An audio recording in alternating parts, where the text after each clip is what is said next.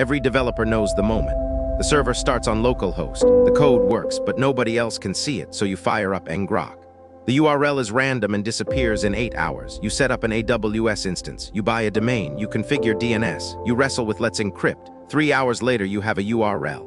AIBIZ replaces all of that with one line. Curl, pipe, bash. The installer pulls Tailscale. Logs into the AIBIZ headscale network.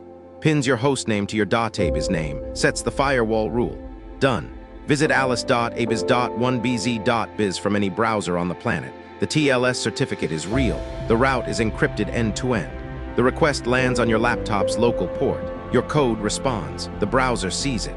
Whatever your laptop can serve, the world can reach. 3 OSes are supported on day 1. Linux and WSL with tunnel.sh. macOS with tunnel.mac.sh. Windows with tunnel.ps1. All one-liners, all idempotent. Set the tunnel.port record on your managed dashboard. The router forwards traffic to that port. Bandwidth is metered against your subscription quota. Your laptop is now public named encrypted and your URL never changes. AIBIZ, your laptop, your URL. Install at aibiz.1bz.biz/tunnel.sh.